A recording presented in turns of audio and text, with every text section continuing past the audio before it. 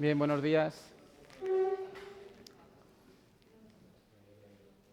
Vamos a continuar. Venga. Creo que el último día nos quedamos justo en esta, si no recuerdo mal. Y estamos terminando ya los diferentes niveles en que los microorganismos pueden ajustar la fabricación de enzimas para ajustar las cinéticas enzimáticas en un determinado flujo metabólico. ¿De acuerdo? Pensad siempre que el objetivo final es conseguir hacer un proceso lo más eficaz posible. Eso significa intentar hacerlo lo más rápido posible, pero de manera sincronizada, sin que se acumulen intermediarios en esa transformación. Cuando el microorganismo consigue hacer esto, consigue aprovechar al máximo sus recursos genéticos y ser más eficaz que el resto. ¿De acuerdo? Esto es lo más importante.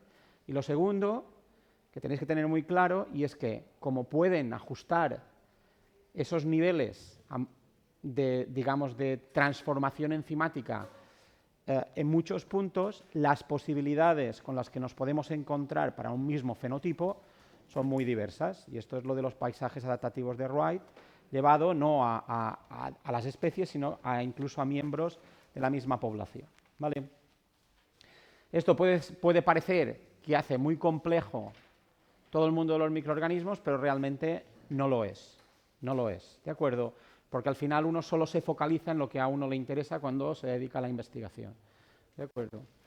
Y es la única manera para poder entender que microorganismos muy diferentes entre sí, aunque formen parte de la misma especie, porque solo comparten el 50% de los genes, y eso desde el punto de vista de los eucariotas es una auténtica barbaridad, ¿de acuerdo? Pues son idénticamente eficaces, al menos en el laboratorio. ¿Vale? Pensad siempre en esta frase de al menos en el laboratorio, porque realmente cuando vosotros tenéis a una Escherichia coli colonizándoos, la probabilidad de que otra Escherichia coli de un compañero vuestro entre en vuestro interior y coexista con la vuestra, pues no es tan alta. ¿De acuerdo? Puede pasar que os genere problemas, o puede pasar que sea más eficaz y desplace a la otra y no os genere ningún problema. ¿De acuerdo? Cada ecosistema será un mundo.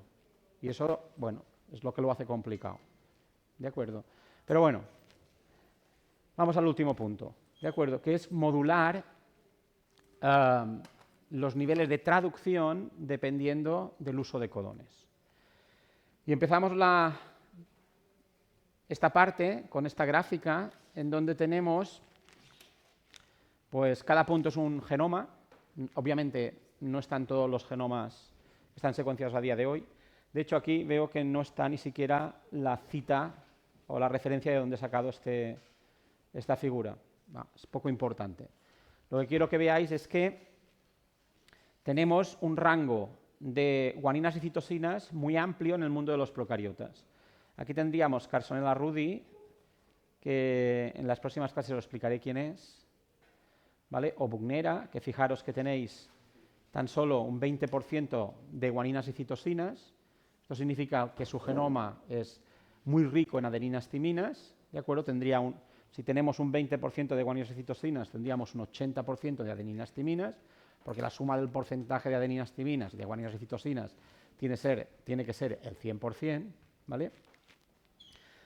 Y Carsonella, esta que se llama Sulcia o Buchnera, fijaros que podrían ser los microorganismos más pequeños en genoma.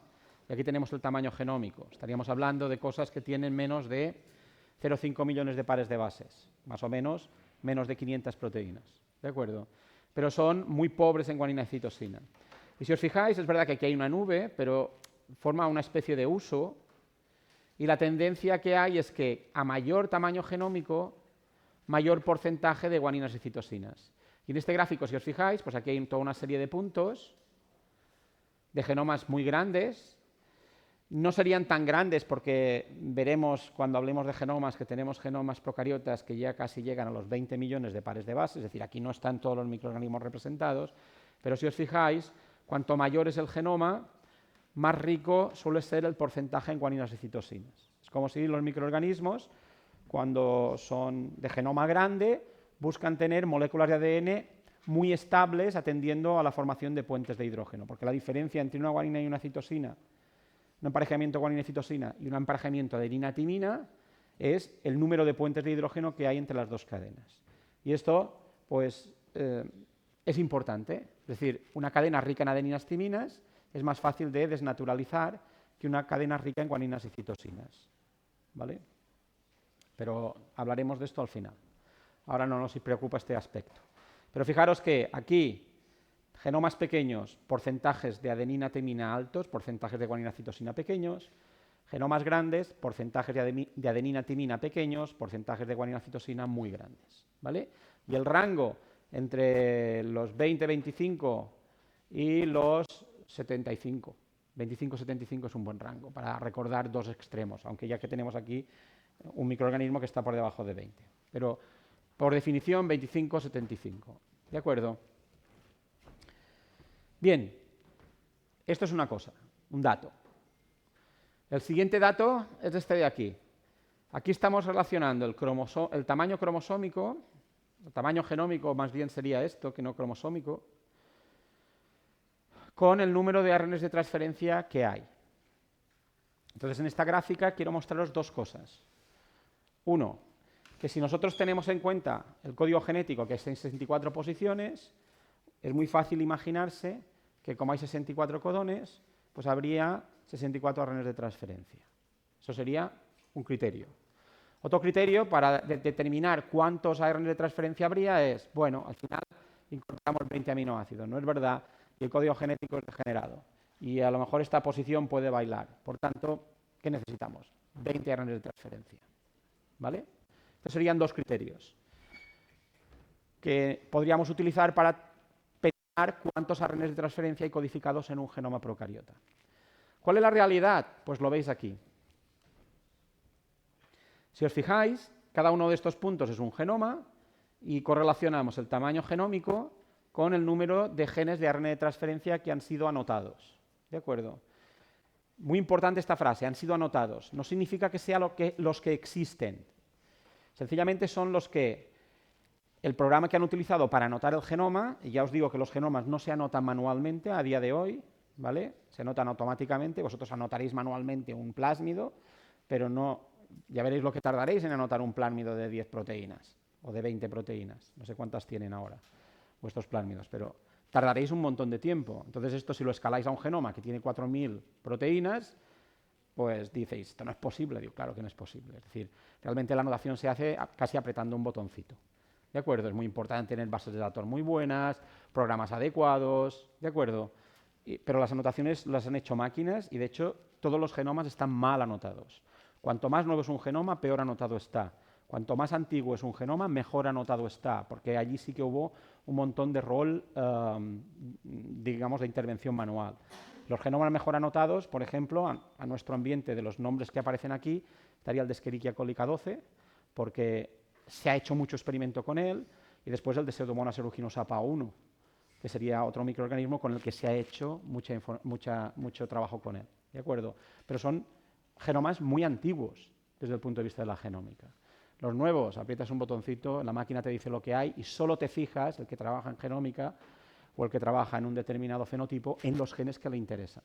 Por ejemplo, en nuestros genomas, los genes de degradación suelen estar bien anotados. El resto ni nos va ni nos viene. ¿De acuerdo? Entonces ya os digo yo que la anotación de los ARN de transferencia no es una prioridad para la mayor parte de investigadores.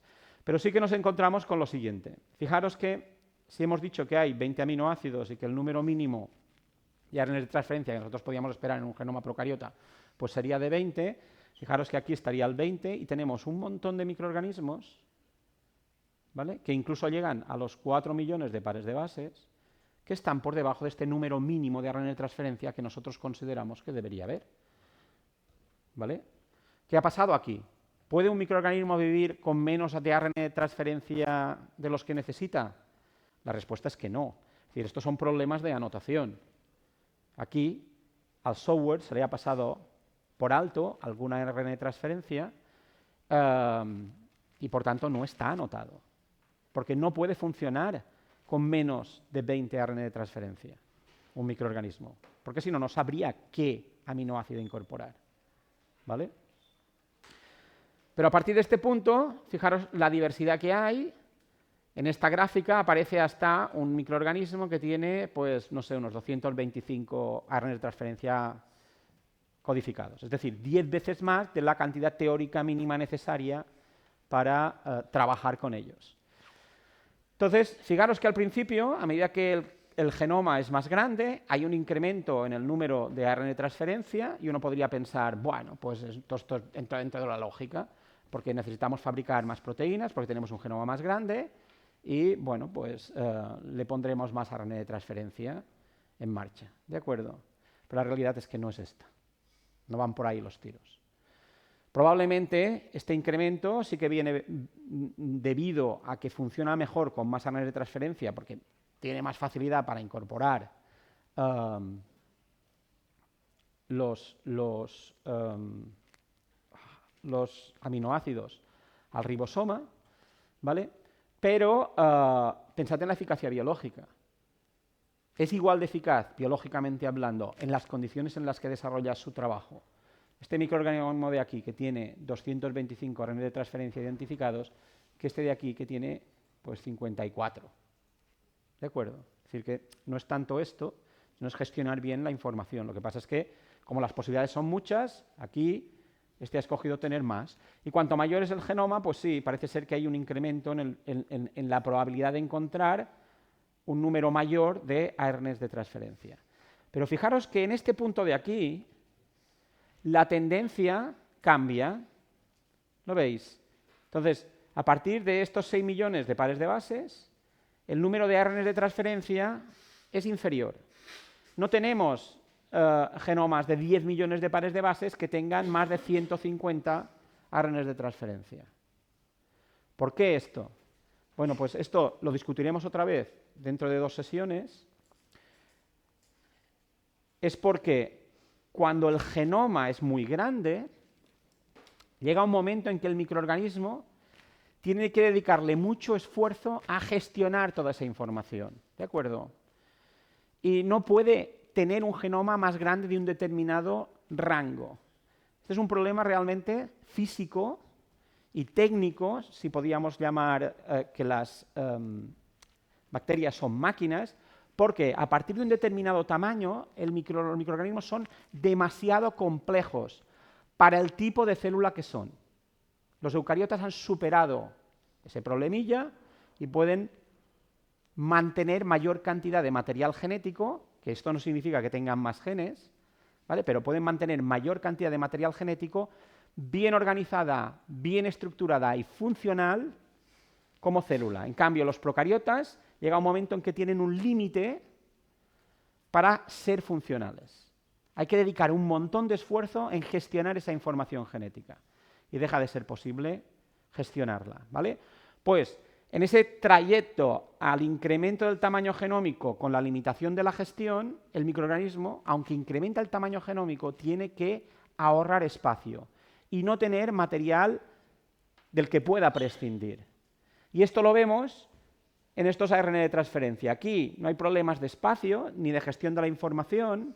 El microorganismo puede sobrevivir con un gran número de ARN de transferencia, que os recuerdo que se tienen que transcribir y que van a suponer un esfuerzo, pero llega un momento en que hay un tamaño genómico, digamos, en el que la gestión de la información es excesivamente dura y tienen tendencia a mantener el número mínimo necesario para ser eficaces en cuanto a este tipo de moléculas, ¿vale? Y lo veis aquí. Entonces hay un rango entre 100 y 50, que es lo que mantienen estos microorganismos que ya tienen 10 millones de pares de bases, ¿vale? Esta misma imagen la veremos con los ARN ribosómicos, ¿de acuerdo? Que os dije, pueden estar en varias copias. El número de copias en el que se presenta en una especie es importante para la eficacia biológica de esa especie, pero incrementa de la misma manera. Hay un momento en que tienes un máximo y después decrece, ¿vale? Y es cierto que, igual que pasa aquí, veis que no hay genomas grandes que tengan pocos RNAs de transferencia. Necesitan un mínimo, que a lo mejor no es 64, pero sí que es superior a los 20 para ser funcionales, ¿vale? Pero no superior a los 100. Y este es el comportamiento que vemos. Bueno, pues tenemos esto, el número de RNA de transferencia. Y después tenemos el uso de codones. Y el uso de codones, creo que ya lo comenté, era que no todos los codones están igual de representados en los procariotas. Es decir, que si nosotros analizamos qué codones incorporan a cada aminoácido en un determinado genoma, vemos que hay variaciones. Y obviamente están en correlación con el porcentaje de guanina y citosina que tienen. Y este es el ejemplo de Escherichia coli, que creo que ya lo puse el primer día de clase, y puse como ejemplo la leucina, y si os fijáis, pues la leucina, que tiene 6 posibilidades, tiene una que casi es el 50% de los codones en Escherichia coli, y el resto pues es muy minoritario.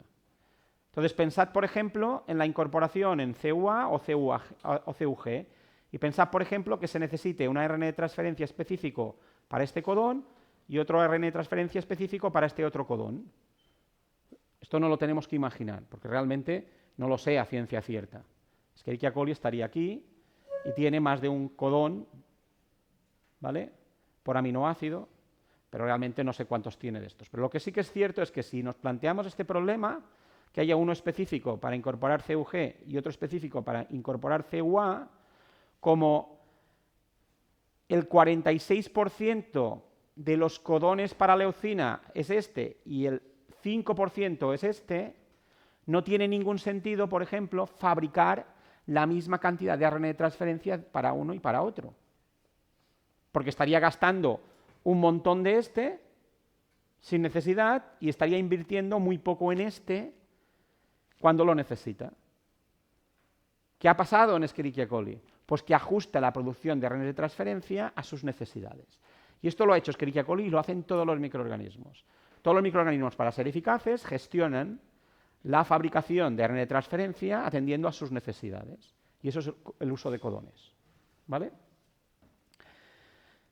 Entonces, ¿qué es lo que realmente ocurre? ¿Por qué es tan importante esto? Pues ahora imaginaros en este ejemplo, digamos, más dramático. Y es que una proteína que viene codificado por un gen de un microorganismo, creo que aquí lo he puesto, rico en adeninas, timinas y por tanto pobre en guaninas y citosinas, pasa a un microorganismo rico en guaninas en citosinas y por tanto pobre en adeninas, timinas. ¿De acuerdo? Lo importante para este proceso es para qué codifica esta proteína. Imaginaros que es una resistencia a un antibiótico. ¿De acuerdo? Que ha inventado este microorganismo y que ha sido transferida por transferencia genética horizontal a este otro microorganismo. Es verdad que Micrococcus tendrá esa proteína y probablemente la podrá transcribir y traducir. Y con esto se hará resistente a ese antibiótico. ¿De acuerdo? Pero, como el uso de codones para codificar esta proteína es distinto a su uso de codones, es decir, esta proteína es rica en adeninas, timinas porque viene de micoplasma y Micrococcus tiene un genoma rico en guanina y citosina y por tanto tiene un uso de codones en donde prioriza los codones ricos en guanina y citosina, pues tiene trabajo para fabricar esto. Es decir, la probabilidad de que se incorpore una red de transferencia que tiene muy poca concentración es bajo, ¿vale? ¿Y qué le interesa a ese microorganismo? Como ese enzima parece ser que va a ser importante en ese ecosistema en donde ha aparecido ese compuesto que inhibe su crecimiento, la tendencia va a ser a mejorar ese enzima. Pero el enzima funciona bien. Lo que necesita es facilitar la fabricación del enzima. No tiene por qué cambiar el sentido de los aminoácidos del enzima. Lo que tiene que conseguir es incrementar su fabricación. ¿Y cómo puede conseguir incrementar su fabricación? Pues a muchos niveles. Pero uno de ellos, muy sencillo, es este que veis aquí. Y es cambiar el uso de codones del gen que ha llegado. Claro, cada cambio de un nucleótido es un evento de mutación. Esto ocurre al azar. Y lo que pasa es que la selección natural elige al mejor. ¿Vale? Entonces, generación tras generación, en este ejemplo, se irán seleccionando genes A cada vez más ricos en guanina y citosina. Pero cuidado, fijaros, el sentido de la proteína en este caso no tiene que cambiar. Porque aquí lo importante es tener una enzima que sea resistente, que haga al microorganismo resistente a este antibiótico. Y a lo mejor el cambio de un aminoácido hace que sea menos eficaz. ¿De acuerdo? ¿Vale? Entonces, con el tiempo, el uso de codones del gen que ha llegado nuevo se va pareciendo cada vez más al uso de codones del microorganismo que lo ha acogido. ¿Vale? ¿Lo entendéis?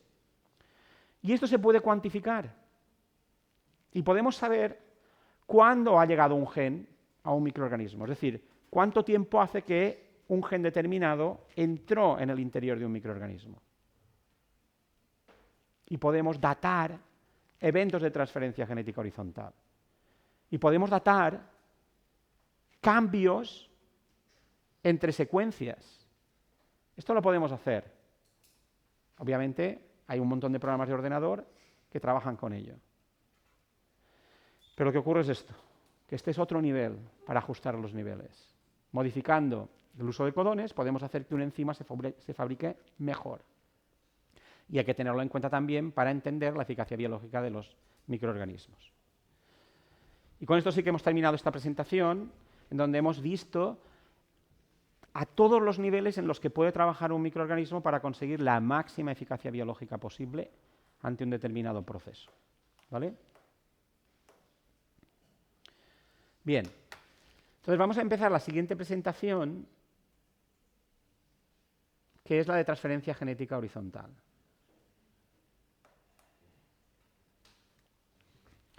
Que desde el punto de vista antropogénico es súper importante porque es la causante mayoritaria de que, por ejemplo, los antibióticos dejen de ser eficaces. Si no hubiese transferencia genética horizontal, probablemente tendríamos antibióticos para mucho tiempo. ¿Por qué? Porque es verdad que los microorganismos se pueden convertir en resistentes a un antibiótico, por mutación. Pero el problema que tenemos es que cuando aparece una resistencia, esa resistencia por transferencia genética horizontal es transferida a otros miembros de la comunidad microbiana. Y entonces empiezan a aparecer resistencias a ese antibiótico, no porque el microorganismo las fabrique, sino que sencillamente porque le llegan como un regalo. Entonces, cuando aparece la primera resistencia a un antibiótico, empieza el problema. Y es un problema que es muy, muy, muy, muy grave a nuestro nivel. ¿Vale? Cuando vayáis a un seminario y escuchéis a un clínico hablando, siempre dicen lo mismo, todos los clínicos, porque todo el mundo hace lo mismo, vende su producto. Dice que el microorganismo con el que trabaja hace mucho daño y después que para combatirlo hay que luchar contra él y tenemos el problema de las resistencias a antibiótico. Es la realidad. Lo dicen todos porque tienen que vender su trabajo y porque es real. Es el problema más grave que tenemos en salud. ¿Vale? La lucha contra los microorganismos. ¿De acuerdo? Entonces es súper importante gestionar bien los antibióticos. Claro, a vuestro nivel, ¿qué podéis hacer? Pues hacer caso al facultativo correspondiente. Si el médico os dice que os toméis durante 10 días un antibiótico, tomaros durante 10 días los antibióticos. Porque no es que los antibióticos se prescriban para 10 días porque las empresas farmacéuticas así van a ganar un montón de dinero. No, porque está pensado y estudiado la dosis que tenemos que tomar para que sea eficaz y la dosis que tenemos que tomar para evitar la aparición de resistencias a esos antibióticos. ¿De acuerdo? Es verdad que las empresas farmacéuticas fabrican compuestos químicos para ganar dinero. Esto es una verdad. ¿De acuerdo? Pero no lo ganan dando más pastillas de un determinado antibiótico. ¿Vale? Lo ganan generando nuevos compuestos químicos mejores que los anteriores, a los cuales pueden poner un precio más elevado y con eso resarcen todos los años de investigación para desarrollar un producto farmacéutico. Piensa que cualquier fármaco de nuestra salud tiene un periodo de desarrollo no inferior a 10 años y probablemente más próximo a los 20 años de trabajo. ¿De acuerdo? Empezando desde el descubrimiento hasta el poder aplicarlo a seres humanos, pues hay una serie de esfuerzos económicos y de investigación que es muy grande. Y eso lo pone la empresa. O sea, yo ahora parece que tengo acciones en una empresa farmacéutica, pero es la realidad. Es decir, y después, claro, si uno ha puesto un montón de dinero, tiene que recuperarlo. Y pensad que hay fármacos que son caros, pero después, si vosotros vais a comprar ibuprofeno, os venden un paquetito de ibuprofeno de 60 pastillas para 60 dolores de cabeza. ¿Por cuánto? Por 3 euros. Si cuando tú lo piensas dices, coño, es que vale más el blister de ahí que los 3 euros que pagas por la caja. ¿Por qué es tan barato un fármaco? Pues probablemente porque ya no tienen las patentes, lo puede fabricar todo el mundo, y es verdad que como lo comercializan a grandes niveles y los fármacos también están, la mayor parte de ellos, subvencionados por nuestra seguridad social, entonces se bajan los costes, ¿vale? Pero no podemos comparar el precio de un ibuprofeno con el precio del último fármaco contra el cáncer más agresivo que existe, ¿de acuerdo? Entonces ahí sí que es súper caro, ¿vale? Pero bueno, lo importante, nos centramos en transferencia genética horizontal, un problema real, ¿vale? Acordaros que hablamos de cromosomas y plásmidos, dijimos que los plásmidos eran una curiosidad de la naturaleza porque no son tan abundantes, pero realmente son muy importantes, por dos niveles, por la transferencia genética horizontal y los problemas que genera esta, especialmente en sanidad, ¿de acuerdo? Y después también porque, desde el punto de vista biotecnológico, los plásmidos son esenciales, somos capaces de manipular microorganismos y de fabricar con ellos cosas, pues entre otras cosas porque somos capaces de trabajar con plásmidos y los hemos estudiado bastante, ¿vale? Acordaros de la definición, el plásmido no es que sea pequeño, normalmente lo es, pero no es por definición. El plásmido es aquel replicón sin genes esenciales, pero es cierto que son pequeñitos normalmente en comparación a lo que es el cromosoma. Vale, entonces, ¿cómo es un plásmido? Pues aquí tenéis un plásmido, un esquema de un plásmido. Creo que está sacado del Brock, no sé qué edición, pero creo que está sacado del Brock. Elementos importantes del plásmido. Bueno, es un replicón, ¿no es verdad? Por tanto, tiene que replicarse. Entonces, tiene que tener una zona donde están las funciones de replicación, ¿de acuerdo? Y aquí he puesto dos, rep y par. Pero hay plásmidos en que solo van a haber un origen de replicación. Esto va a ser todo lo que va a tener, ¿de acuerdo? Porque un plásmido puede depender de la máquina de replicación del hospedador. Acordaros de cómo es el origen de replicación de Escherichia coli, 300 nucleótidos, ¿no es verdad? Pues Escherichia coli puede replicar un cromosoma a partir de ese origen de replicación, pero si tiene otro replicón que tiene ese mismo origen de replicación, puede utilizar toda su maquinaria también para replicarlo. Es decir, que podemos tener plásmidos en el interior de una célula que no tengan enzimas de replicación ni enzimas de segregación y que dependan de los elementos replicatorios del cromosoma. Ocurre, pero siempre tienen que tener al menos el origen de replicación, ¿vale? Por tanto, acordaros de esto. Necesitamos funciones de replicación. Mínimo, origen de replicación. Máximo, pues proteínas específicas para replicar y proteínas específicas para segregar. Las de replicación se suelen llamar rep y las de segregación se suelen llamar par, ¿vale? ¿Qué más tiene? Uy, aquí hay un error, ¿eh? Lo voy a corregir ahora mismo. Porque es un error grave.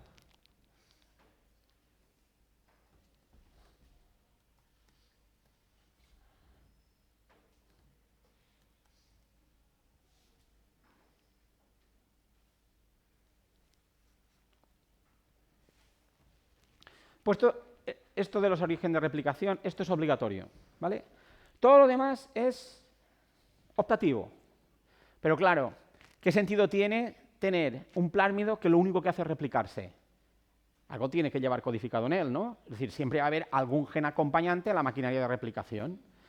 ¿Qué genes encontramos? Bueno, pues depende del plásmido. Entonces, fijaros que aquí hay una serie de ejemplos de genes que transportan los plásmidos y los podemos, digamos,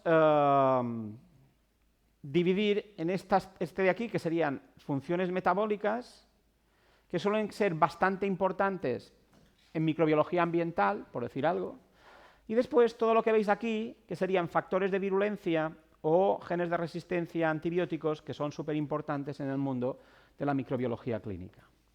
Esto no quiere decir que en plásmidos de microorganismos ambientales que transportan genes relacionados con procesos metabólicos no puedan aparecer genes de resistencia a antibióticos o genes de virulencia, pero no suele ser frecuente, ¿de acuerdo? Empíricamente hablando, cuando uno caracteriza un plásmido involucrado en, no sé, la degradación de un hidrocarburo aromático o de un plástico, ¿vale?, que es con lo que nosotros trabajamos, no solemos encontrar resistencias a antibióticos.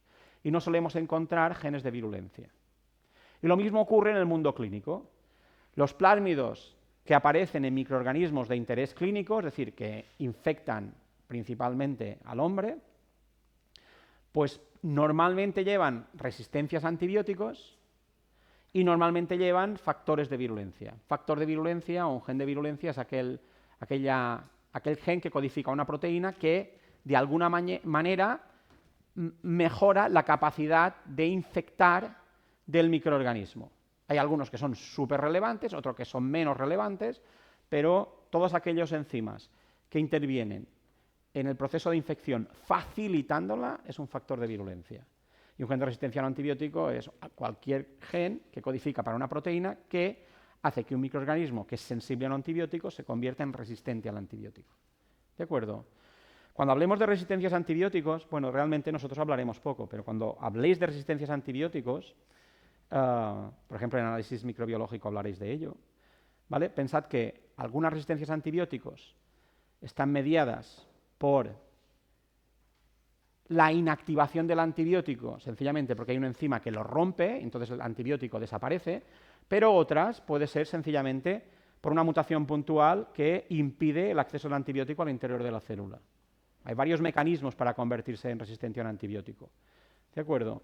Uno sería por mutación puntual y otro sería por fabricación de un enzima que elimina el antibiótico. Estos segundos son los que están sujetos normalmente a transferencia genética horizontal. ¿Vale? Bueno, pues tendríamos genes acompañantes que, bueno, pues aquí tenéis una serie de procesos, tanto metabólicos como genes de virulencia, y los microorganismos que los suelen llevar. Esto no es crítico, ¿de acuerdo? No es tan importante. Pero pensad que un plásmido no tiene sentido si no lleva genes. Y en este ejemplo, aquí tenéis una resistencia, creo que al clorinfenicol, a la streptomicina, a las sulfamidas, a la tetraciclina, y esto supongo que es otro antibiótico. La verdad es que, bueno. Pero estos son los genes funcionales que lleva. Bien, entonces estas dos cosas son las que tiene que haber. Una máquina de replicación y algún gen que es transportado en ese plásmido. Pero, ¿qué llevan también los plásmidos? Que esto ya es opcional. Bueno, pues llevan estas cosas de aquí, que son funciones de movilización. Y por eso los tratamos en transferencia genética horizontal. ¿Vale? Creo que aquí viene el esquema de la transferencia genética horizontal. ¿De acuerdo? Entonces, la transferencia genética horizontal, hemos avanzado 4 diapositivas, para el vídeo, esto para que la gente después lo escuche. ¿De acuerdo? Es básicamente, si os fijáis, aquí tenemos una célula, se divide en dos. Entonces, esto es una transferencia genética vertical, es la que ocurre entre padres e hijos, ¿vale? Y la transferencia genética horizontal es la que se realiza entre miembros de la misma generación. Entonces, aquí tenéis algo que está en el interior de una célula y al final, esta cosa que está marcada en rojo pasa a otra célula. Es decir, hay un intercambio de material. Bueno, no hay un intercambio de material genético, no. Hay la cesión de material genético. No es que tú me das un plásmido y yo te doy otro, porque si no, no hay transferencia genética horizontal. No es un intercambio. Es sencillamente que un microorganismo recibe o captura un trozo de ADN que puede después utilizar. ¿Vale? Entonces, por eso son importantes los plásmidos. Si los plásmidos no estuviesen sujetos a transferencia genética horizontal, ahora casi no estaríamos hablando de ellos. Bueno, probablemente por el interés biotecnológico, ¿vale? Pero no por las resistencias a antibiótico. Porque si no hubiese transferencia genética horizontal, la única opción que tendrían las bacterias para transformarse en resistentes a antibióticos sería la mutación. ¿De acuerdo? Y inventar nuevos genes, pero sería un problema para las bacterias si tuviesen que generar todas ellas genes de resistencia a antibióticos. ¿Vale? Y no hubiese transferencia genética horizontal. Por tanto, los plásmidos están asociados normalmente a la presencia de estas proteínas. Entonces, ¿cuáles son las funciones de movilización o transferencia genética horizontal? Pues son dos, que es lo que hemos corregido en la presentación. Son las funciones MOP y las funciones TRA. Estas dos funciones pueden estar en el plásmido, pero pueden no estar. ¿De acuerdo? Entonces, si están las TRA, también habrá las MOP. Las TRA, de transferencia, y MOP, de movilización, las TRA son las que codifican para la fabricación del pili conjugativo. El pili conjugativo es la estructura, después la veremos, que permite la conexión física entre dos células. Estas son las funciones TRA. Estas funciones TRA no tienen que estar en el plásmido, tienen que estar presentes en alguna de las dos células que conjugan. Cuando veamos la conjugación, volveremos a esto. Es verdad que en el sistema, cuando hay conjugación, tiene que haber funciones TRA, pero no tienen por qué estar en el plásmido. Pueden estar en el cromosoma de la célula que da el plásmido, pero también pueden estar en el cromosoma de la célula que recibe el plásmido, las funciones TRA. ¿Vale? Pero lo que tiene que haber en un plásmido para ser movilizado por conjugación son las funciones MOP. ¿Vale? Entonces, cuando nosotros encontramos un plásmido con las funciones MOP, decimos que es movilizable y sabemos que puede pasar de una célula a otra a través de un pili conjugativo. Pero no es un plásmido transferible, y esto es definición, ¿vale? Es un nombre, si no tiene los genes TRA. ¿De acuerdo? Si los genes TRA están en el cromosoma, se puede transferir por conjugación. Pero no es un plásmido transferible, es un plásmido movilizable. ¿De acuerdo? No confundáis el proceso con la definición. Tenemos plásmidos movilizables y plásmidos transferibles. Si es transferible, es movilizable, porque tiene los genes MOP y tiene codificados en su interior los genes TRA. Si no tiene los genes TRA y tiene los MOP, no es transferible, aunque puede transferirse por conjugación. ¿Vale? Los genes TRA pueden estar en el genoma del hospedador del plásmido o pueden incluso estar en el genoma de la célula que va a recibir el plásmido. ¿Vale? Bien. Y después otra cosa interesante de los plásmidos es que tienen elementos móviles. Y aquí hay varios. Aquí hay secuencias de inserción y después tenemos incluso un transposón que transporta este gen de resistencia a la tetraciclina. Entonces esto es súper interesante y súper importante porque el plásmido es un replicón. Ahora imaginaros un plásmido que no tiene ni funciones rep ni funciones par y solo tiene un origen de replicación. El origen de replicación compatible con Escherichia coli. Y pasa por conjugación a pseudomonas. Y el origen de replicación de pseudomonas, el origen de replicación de Escherichia coli, no es reconocido por la maquinaria de replicación de pseudomonas. Entonces, este plásmido transporta todas estas resistencias a antibiótico. ¿Puede pseudomonas convertirse en resistente a antibiótico tras recibir este plásmido que no es compatible con su maquinaria de replicación? Pues lo tiene complicado, porque no puede replicarlo.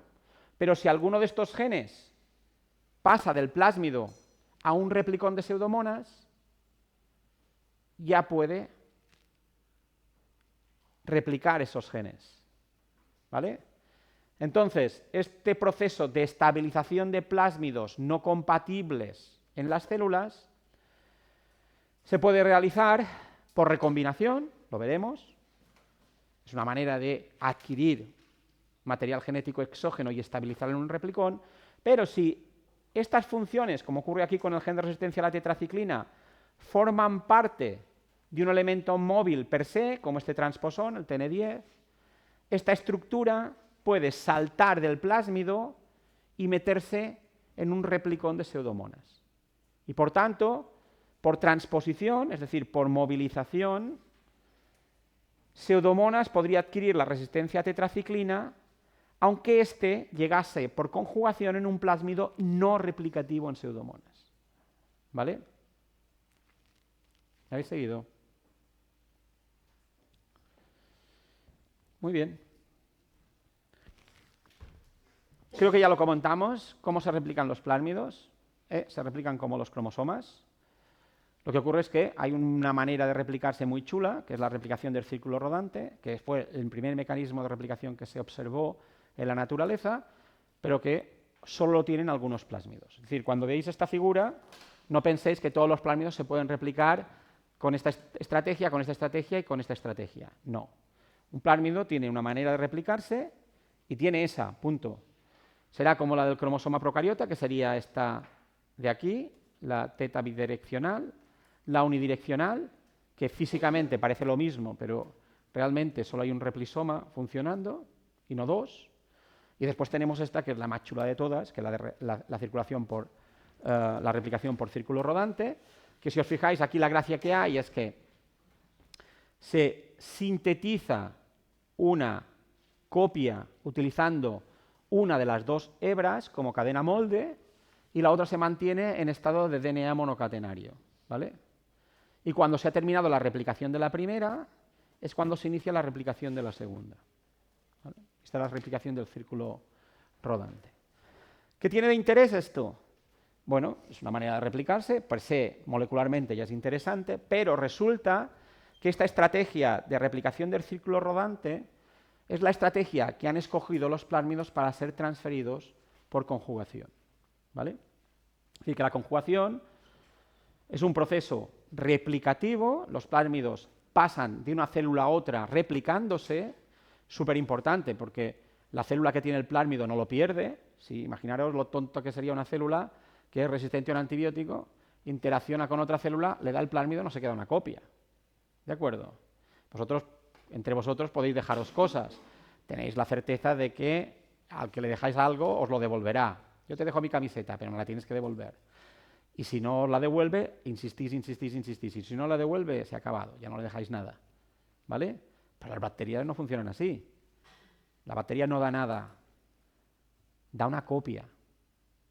¿Vale? Y lo hace con esta estrategia del círculo rodante. Pero un plásmido puede replicarse con la estrategia del círculo rodante, puede ser movilizable y, por tanto, transferirse con una estrategia de círculo rodante, pero las maquinarias de replicación y las maquinarias de movilización serán diferentes. ¿De acuerdo? Eso también es súper importante. Una cosa es replicarse dentro de la célula y otra es hacer una copia para dársela al vecino. ¿Vale? Son maquinarias diferentes que interaccionan con regiones diferentes del plásmido. Unas, la replicación por círculo rodante como mecanismo de replicación dentro de la célula, se inician en el origen de replicación. Y la transferencia replicativa de un plásmido por estrategia semejante a la replicación del círculo rodante se inicia en el origen de transferencia, que es diferente. ¿Vale? Podéis tener un plásmido que se replique así y que tenga genes MOP que permitan la transferencia replicativa por esta estrategia. Pero podéis tener plásmidos que se repliquen así y que además tengan la maquinaria de movilización que transfiera plásmidos con una estrategia como esta. Máquinas distintas, presentes en el mismo plásmido. ¿Vale? Y después en la otra figura hay otro dato que es importante y es que hay plásmidos que además de maquinaria de replicación tienen maquinaria de segregación. ¿De acuerdo? Y de hecho a la hora de identificar un plásmido en un genoma se suelen utilizar estos criterios. Cuando nosotros encontramos proteínas anotadas como rep o proteínas anotadas como par, y sobre todo estas últimas están o son parecidas a proteínas par plasmídicas, porque también hay par cromosómicas, entonces nosotros empezamos a sospechar que esa secuencia forma parte de un plásmido. ¿Vale? Después otra manera ya más sutil de saber si pertenece a un cromosoma, si es cromosoma o plásmido, ya es en el número de copias en el que está el plásmido dentro de la célula, que nosotros lo vemos cuando secuenciamos un genoma. Entonces, ¿de qué depende el número de copias? Pues de la maquinaria de replicación. Hay plásmidos que se van a replicar muchísimo y otros plásmidos que se van a replicar como el cromosoma. El cromosoma está en una copia, entonces habrá plásmidos que estarán en monocopia y habrá plásmidos que estarán hasta en 500 copias dentro de una célula. ¿De acuerdo? Entonces, una cosa que es importante de los plásmidos es conocer el número de copias y eso depende de la maquinaria de replicación. ¿De acuerdo? Y lo que está puesto aquí. Otra cosa importante de los plásmidos, el rango de hospedadores. Tenemos plásmidos de amplio rango de hospedador y plásmidos de estrecho rango de hospedadores. Por ejemplo, un plásmido de Escherichia coli, en el que solo hay el origen de replicación de Escherichia coli y ninguna otra proteína, es decir, que depende de la maquinaria de replicación de Escherichia coli, depende de DNA de Escherichia coli, pues probablemente si entra en pseudomonas ya no puede replicarse. Entonces estamos hablando de un plásmido de estrecho rango de hospedadores, porque solo se puede replicar en Escherichia coli. ¿De acuerdo? En cambio, hay plásmidos que tienen su propia maquinaria de replicación. Y esa maquinaria de replicación, como la llevan ellos, puede permitir la replicación en cualquier hospedador, ¿vale? Estos son los de amplio rango de hospedadores. Normalmente, si llevan maquinaria de replicación, suelen ser de amplio rango de hospedadores. Si no la llevan, si no hay proteínas REP, entonces suelen ser de estrecho rango de hospedadores, ¿vale? Y el último concepto que hay que tener en cuenta cuando hablamos de plásmidos es la incompatibilidad plasmídica. ¿Qué es la incompatibilidad plasmídica? Es un concepto teórico que nos dice que dos plásmidos que comparten maquinaria de replicación y o maquinaria de segregación no pueden coexistir en el mismo envoltorio, ¿vale? ¿Por qué? Porque están compitiendo por la maquinaria de replicación. ¿De acuerdo? Esto es un concepto teórico, porque en la realidad, nosotros hemos hecho experimentos de estos. Si tú tienes dos plásmidos idénticos con diferentes resistencias a antibióticos y vas metiéndolos por conjugación en una célula, esa célula va adquiriendo resistencias a antibióticos. Si mantienes la presión, es decir, si pones primero un antibiótico, metes un plásmido, metes un segundo plásmido idéntico al primero en maquinaria de replicación, pero cambiándole el gen de resistencia al segundo antibiótico, y mantienes la presión con dos antibióticos, la célula mantiene los dos. Y si añadís esto, un tercero y un cuarto, la célula va a mantener los cuatro, porque los necesita. Ahora, en el momento en que desaparece la presión, quitamos los antibióticos, esos plásmidos van a ir perdiéndose porque la célula tiene que ser más eficaz que sus vecinos.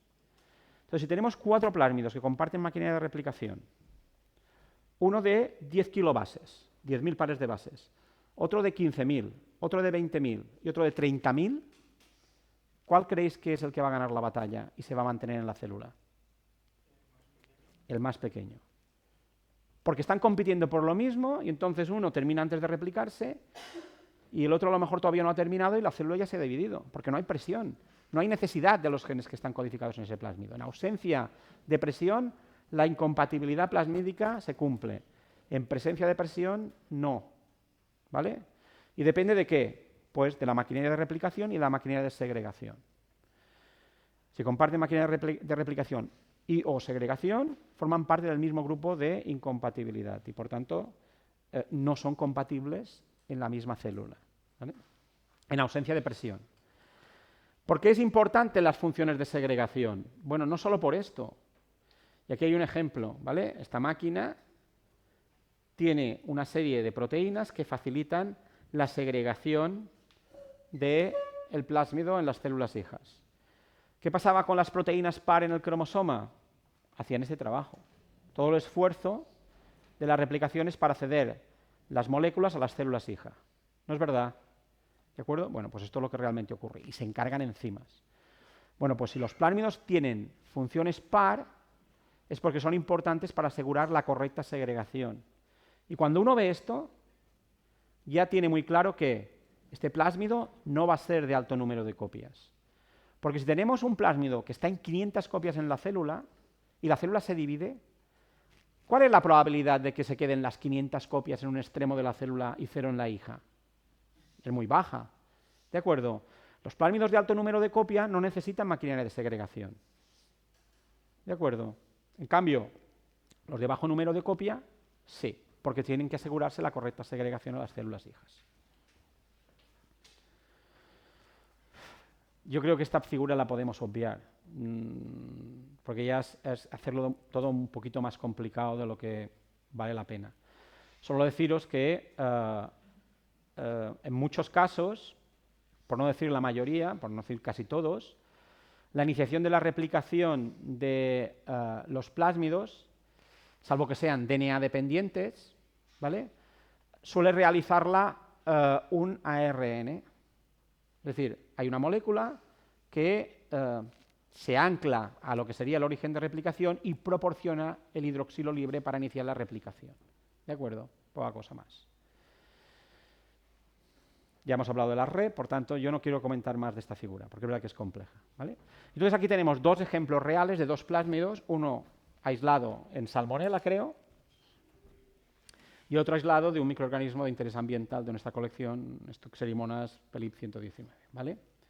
Entonces, ¿qué tienen estos plásmidos? Bueno, pues este que es de un microorganismo clínico, fijaros que tiene pues un montón de resistencias a antibióticos, sulfamida, tetraciclinas, quinolonas, cloranfenicol,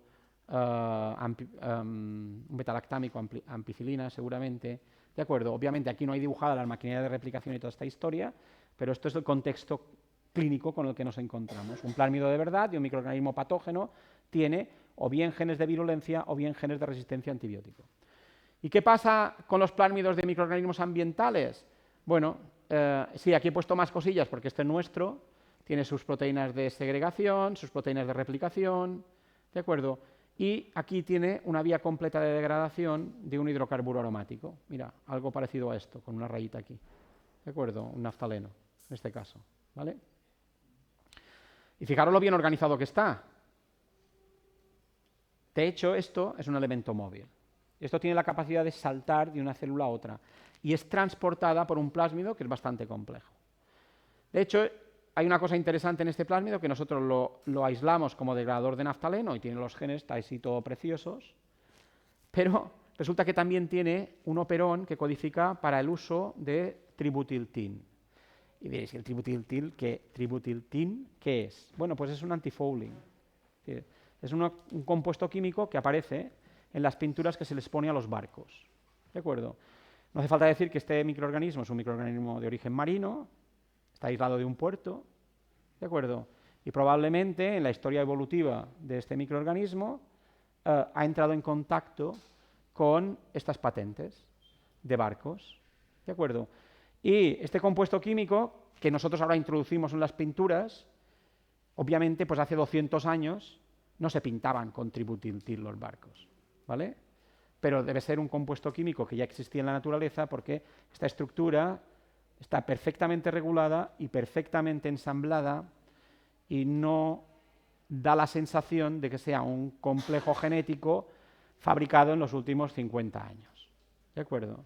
Y en nuestro laboratorio nunca hemos trabajado con este compuesto químico y nunca hemos hecho ningún esfuerzo en aislar microorganismos relacionados con la utilización de este compuesto químico y, sin embargo, aquí tenéis un operón completo, un regulón completo de un proceso ambiental interesante, ¿de acuerdo? Pero si os fijáis, ninguna resistencia a antibiótico. No hay. ¿Por qué? Porque no se ha encontrado con antibióticos. No quiere decir que no se haya encontrado con antibióticos Stutzeri en su vida, seguro, porque ha encontrado y ha luchado contra bacterias, pero no ha sido importante para él. En cambio, para los microorganismos sanitarios sí que lo es porque nosotros lo estamos utilizando. Y se han enriquecido en resistencias a antibióticos desde que las utilizamos. Ya existían las resistencias a antibióticos, pero el uso en el ambiente sanitario hace que se enriquezcan los microorganismos de interés sanitario con resistencias a antibióticos y no pasa en los de interés ambiental. ¿Vale? Muy bien, pues lo dejamos ahí. ¿Alguna duda? Vale, pues nos vemos el viernes, porque el jueves tenéis examen también, ¿no? Ahora que tenéis un examen cada jueves. ¿Y el de micro cuándo es? ¿Dentro de 2 semanas? ¿O 3? La semana que viene. Vale, perfecto. Sí. La. Sí.